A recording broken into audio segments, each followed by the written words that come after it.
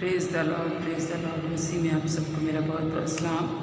आज एक और बहुत ही आज हवाला नहीं है। आज मैं आपके सामने पुराना अहदनामा और उसकी जो किताबें हैं कलाम मुक़द्दस में, मैं उसके मतलब आपसे बात करूँगी। हम में से बहुत सारे लोगों को पता है और बहुत सारे लोगों को नहीं पता कि पुराने अहदनामे की जो किताबें हैं उसमें शरीयत की किताबें कितनी हैं, उसमें तारीख़ की किताबें कितनी हैं, उसमें हिकमत की किताबें कितनी हैं और उसमें अंबिया असगर कितने हैं और अंबिया अकबर कितने हैं। तो आज मेरे अज़ीज़ों हम जो सीखेंगे वो यही सीखेंगे कि हमारे पास कलाम मुक़द्दस में जो पुराने अहदनामे में जो किताबें हैं वो क्या हैं और उसमें जो हैं शरीयत की कितनी किताबें हैं। तो मेरे अज़ीज़ों, शरीयत की जो किताबें हैं जिसके लिए खुदा ने ये कहा भी कि शरीयत की ये किताब तेरे मुंह से ना हटे बल्कि तुझे दिन और रात इसी का ध्यान हो। तो जो शरीयत की किताबें हैं वो है पैदाइश, खुरूज, अखबार, गिनती और इस्तिश्ना। सही है, ये हमारी जो हैं ये क्या हैं, शरीयत की 5 किताबें हैं। सही। और उसके बाद जो हमारे पास किताबें हैं वो है हिकमत की। हिकमत की हमारे पास कौन कौन सी किताबें हैं? अयूब की किताब, अयूब, ज़बूर, इमसाल, और उसके बाद है गज़ल व गज़लात और वाज़। ठीक है, यहाँ से हमें हिकमत की सारी ये किताबें हैं। यहाँ से हमें क्या मिलती हैं? हिकमत मिलती है। आपको पता है कि अयूब नबी का सब्र जो है पूरी बाइबल में सब्र के हवाले से जो अयूब नबी के सब्र को बयान किया गया वो अयूब की किताब में है और हमें बहुत कुछ इसमें सीखने के लिए मिलता है। और ज़बूर के हवाला से भी आपको पता है, ज़बूर की किताब कि जैसे जैसे हम ज़बूर की किताब में से जो ज़बूर पढ़ते हैं उसमें हमें इतनी रहनुमाई मिलती है और बरकत मिलती है और हमें हिकमत भी मिलती है। और इमसाल की किताब आपको पता है कि वो हमारे लिए हिकमत के लिए ही लिखी गई कि हम उससे अक्ल और दनाई और हिकमत को हासिल कर सकें। फिर आ जाती है वाज़ की किताब और गज़ल व गज़लात। ये हमारे पास हो गई। हिकमत की जो किताबें हैं वो 5 हो गई और शरीयत की जो किताबें हैं वो भी हमारे पास कितनी हो गई? 5 हो गई।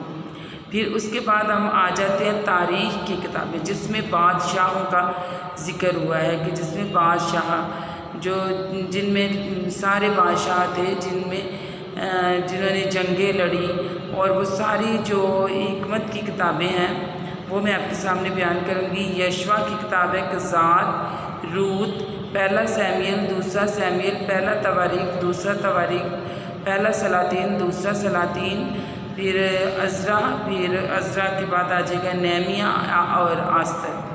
ये सारी क्या हैं? ये तारीख़ की किताबें हैं मेरे अज़ीज़ों।